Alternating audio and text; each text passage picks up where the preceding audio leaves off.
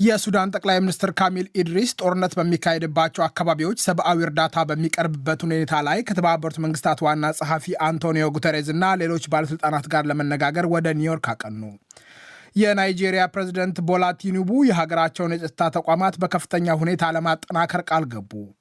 አንድ ኤርትራዊን ጨምሮ 4 ሰዎች ባለፈው አንድ ሳምንት በዩናይትድ ስቴትስ የፍልሰትና የጉምሩክ መስሪያ ቤት በእስር ላይ ሳሉ መሞታቸውን የሀገሪቱ መንግስት መረጃ ይፋ አደረገ። በየ2 ዓመቱ ሲካሄድ የቆየው የአፍሪካ ዋንጫ የእግር ኳስ ጨዋታ ከጎርጎሮሳዊው 2028 በኋላ በየ4 ዓመቱ እንደሚሆን የአፍሪካ እግር ኳስ ኮንፌዴሬሽን ፕሬዝደንት ፓትሪስ ሞትሴፔ አስታወቁ። ዜናው በዝርዝር። የሱዳን ጠቅላይ ሚኒስትር ካሚል ኢድሪስ ጦርነት በሚካሄድባቸው አካባቢዎች ሰብአዊ እርዳታ በሚቀርብበት ሁኔታ ላይ ከተባበሩት መንግስታት ዋና ጸሐፊ አንቶኒዮ ጉተሬዝ እና ሌሎች ባለሥልጣናት ጋር ለመነጋገር ወደ ኒውዮርክ አቀኑ። በሱዳን ብሔራዊ ጦርና በመሐመድ ሐምዳን ደጋሎ በሚታዘዘው የሱዳን ፈጥኖ ድራሽ ኃይል መካከል ሊደረስ የሚችል የተኩስ አቁም ውይይት ከሚደረግባቸው ጉዳዮች መካከል አንዱ እንደሚሆን የመንግስት የመረጃ ምንጮች ለፈረንሳይ ዜና አገልግሎት ተናግረዋል። ጠቅላይ ሚኒስትሩ ከተባበሩት መንግስታት ዋና ጸሐፊ ሲገናኙ ዓላማቸው በሱዳን እየተባባሰ መጣውን ሰብአዊ ቀውስ ማስቆም እንደሚሆን የሱዳን መንግስት የመረጃ ምንጭ ገልጸዋል። አማካሪያቸው መሐመድ አብደልቃድር ሰብአዊ እርዳታ የሚቀርብበትን ስልት ማመቻቸት ውይይት እንደሚደረግበት አረጋግጠዋል። ሌላው ጉዳይ ለተባበሩት መንግስታት ለቀረበ የተኩስ አቁም ፍኖተ ካርታ የሱዳን መንግስት ቁርጠኛ እንደሆነ ማረጋገጥ ይሆናል። ይሁንና ካሚል ኢድሪስ የሚመሩት መንግስት ተኩስ ለማቆም የሱዳን ፈጥኖ ድራሽ ኃይል ከሚቆጣጠራቸው አካባቢዎች እንደዚሁም ከተሞች ለቆ መውጣት አለበት የሚል ቅድመ ሁኔታ ያስቀምጣል። ጉተሬዝ በዚህ ወር መጀመሪያ የተባበሩት መንግስታት ሁለቱን ወገኖች በጄኔቫ ለማደራደር እየተዘጋጀ እንደሆነ ተናግረው ነበር። ይሁንና ከ3 ዓመታት በላይ የተዋጉት ወገኖች የሚገናኙበት ጊዜ አልተገለጸም። ካሚል ኢድሪስ ወደ ኒውዮርክ ያቀኑት ሁለቱ ተፋላሚ ኃይሎች የሚያደርጉት ውጊያ በደቡብ ኮርዶፋን በተጠናከረበት ወቅት ነው።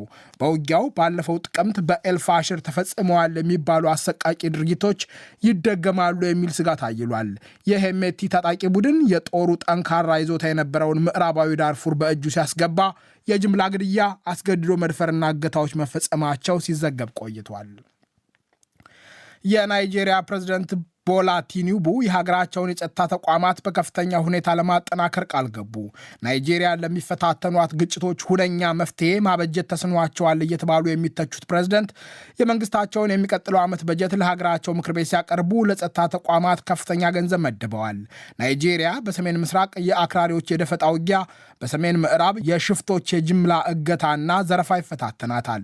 በማዕከላዊ የሀገሪቱ ክፍል አርሶ አደሮችና አርብቶ አደሮች ይጋጫሉ። ባለፈው ወር በመላ ሀገሪቱ የጸጥታ የአስቸኳይ ጊዜ ያወጁት ፕሬዝደንት ቦላ ቲኑቡ የጅምላ እገታን ለመግታት ለናይጄሪያ ፖሊስና ብሔራዊ ጦር ሰፊ ቅጥር እንዲከናወን አዘው ነበር።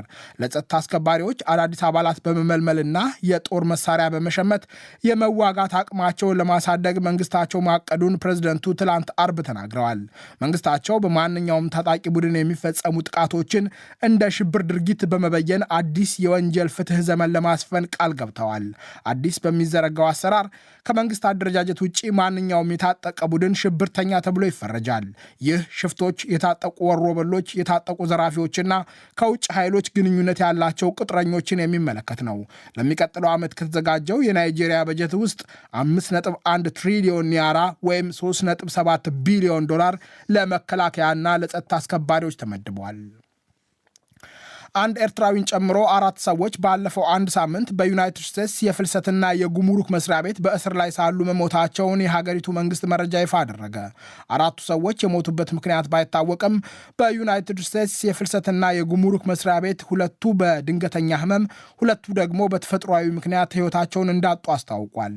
በመስሪያ ቤቱ መረጃ መሰረት የሄይቲ፣ ኒካራጓ፣ የኤርትራና የቡልጋሪያ ዜጎች የሆኑት 4ቱ ሰዎች ህይወታቸውን ያጡት ከታህሳስ 3 እስከ 6 ባሉት ቀናት ውስጥ ነው። ሊገባደድ ጥቂት ቀናት በቀሩት የጎርጎሮሳዊ 2025 ቢያንስ 30 ሰዎች በአሜሪካ የፍልሰትና የጉምሩክ መስሪያ ቤት እስር ላይ ሳሉ ህይወታቸውን አጥተዋል። የፕሬዝደንት ዶናልድ ትራምፕ አስተዳደር በህገወጥ መንገድ በአሜሪካ ይገኛሉ የሚላቸውን የሌሎች ሀገሮች ዜጎች በገፍ ለማባረር ግፊት እያደረገ ይገኛል። ሂደቱን ለማፋጠን አስተዳደራቸው በዩናይትድ ስቴትስ የፍልሰትና የጉምሩክ መስሪያ ቤት እየታደኑ የሚታሰሩ ሰዎች ቁጥር በከፍተኛ ሁኔታ እንዲጨምር አድርጓል። እስከ ባለፈው ህዳር ብቻ ብቻ 66000 ገደማ ሰዎች በመስሪያ ቤቱ በቁጥጥር ስር ውለዋል። የትራምፕ መንግስት በስደተኞች ላይ በሚከተለው አቋም ምክንያት ከሳምንት በፊት ግጭት ሸሽተው በአሜሪካ ለተጠለሉ ኢትዮጵያውያን የተሰጠውን ጊዜያዊ ከለላ ከአንድ ሳምንት በፊት ማንሳቱ አይዘነጋም። የተሰጣቸው ከለላ ያበቃ ኢትዮጵያውያን ከየካቲት 6 ቀን በኋላ እያሰረ ወደ ሀገራቸው እንደሚልክ የአሜሪካ መንግስት አስጠንቅቋል። ይህ ዶይቼ ቬለ ነው። አሜሪካ በሶሪያ በፈጸመችው ጥቃት እስላማዊ መንግስት ተብሎ የሚጠራው ቡድን 5 አባላት መገደላቸውን የሶሪያ የሰብአዊ መብቶች ታዛቢ ቡድን አስታወቀ። የዛሬ ሳምንት ቅዳሜ ታጣቂ ቡድኑ በአሜሪካ ወታደሮች ላይ ለፈጸመው ጥቃት አሜሪካ ሌሊቱን በወሰደችው የአጸፋ እርምጃ ከ70 በላይ ኢላማዎች መደብደቧን ፕሬዝደንት ዶናልድ ትራምፕ ገልጸዋል። በተለያዩ የሶሪያ ክፍሎች በሚገኙ ኢላማዎች ላይ ለተፈጸመው ጥቃት የአሜሪካ ጦር ማዕከላዊ እዝ ተዋጊ የጦር ጀቶች፣ ሄሊኮፕተሮችና ከባድ መሳሪያዎች ጥቅም ላይ መዋላቸውን አስታውቋል። ሌሊቱን በተፈጸመው ድብደባ ዮርዳኖስ መሳተፏን አረጋግጣለች። በሶሪያ ዩናይትድ ስቴትስ መሰል ጥቃት ስትፈጽም የቀድሞ ፕሬዝደንት በሽር አልአሳድ ከስልጣን ከተባረሩ ወዲህ ለመጀመሪያ ጊዜ ነው።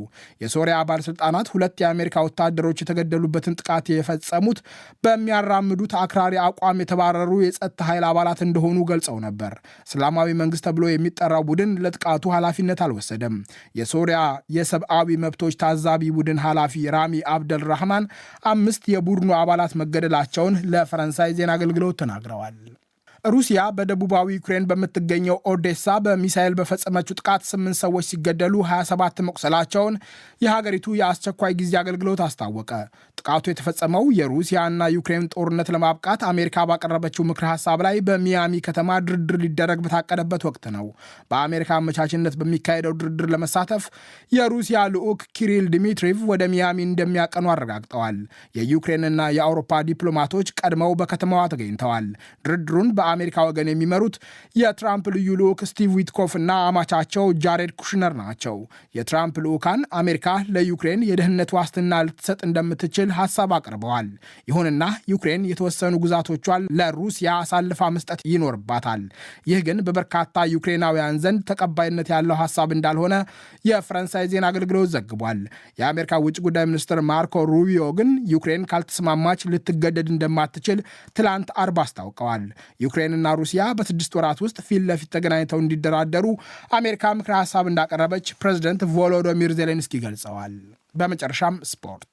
በየ2 ዓመቱ ሲካሄድ የቆየው የአፍሪካ ዋንጫ የእግር ኳስ ጨዋታ ከጎርጎሮሳቢው 2028 በኋላ በየ4 ዓመቱ እንደሚሆን የአፍሪካ እግር ኳስ ኮንፌዴሬሽን ፕሬዝደንት ፓትሪስ ሞትሴፔ አስታወቁ።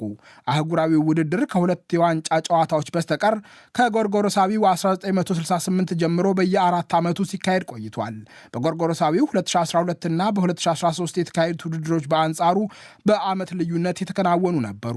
በጎርጎሮሳቢው 2027 የሚካሄደውን የአፍሪካ ዋንጫ ዩጋንዳ፣ ኬንያ እና ታንዛኒያ በጋራ ያዘጋጃሉ። በ2028 የሚካሄደውን የአፍሪካ ዋንጫ አዘጋጅ ለመምረጥ ውድድር እንደሚጀመር ፓትሪስ ሞትሴፔ ገልጸዋል። ከዚያ በኋላ ውድድሩ የሚካሄደው በ4 ዓመት አንድ ጊዜ ይሆናል። በአህጉራዊው የእግር ኳስ ውድድር ላይ መሰረታዊ ለውጥ የተደረገው ከሚጨናነቁ ዓለም አቀፍ መርሃ ግብሮች ጋር ለማጣጣም ነው።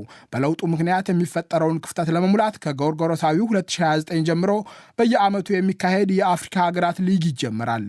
ውድድሩ በመስከረም ጥቅምትና ህዳር ወራት የሚካሄድ ነው። አህጉራዊ ድርጅት ለአፍሪካ ዋንጫ አሸናፊ የሚሰጠውን ሽልማት ከ7 ሚሊዮን ዶላር ወደ 10 ሚሊዮን ዶላር ከፍ አድርጓል። ፕሬዝደንቱ ድንገተኛውን ውሳኔ ይፋ ያደረጉት የአፍሪካ እግር ኳስ ኮንፌዴሬሽን ስራ አስፈጻሚ በሞሮኮ ካካሄደው ስብሰባ በኋላ ነው። 35ኛው የአፍሪካ ዋንጫ ነገ በሞሮኮ ይጀምራል። በ6 የተለያዩ ከተሞች በሚካሄደው ውድድር አዘጋጇ ሞሮኮና ኮሞሮስ የመክፈቻ ጨዋታውን ያደርጋሉ። ይህ ዶይቼ ቬለ ነው።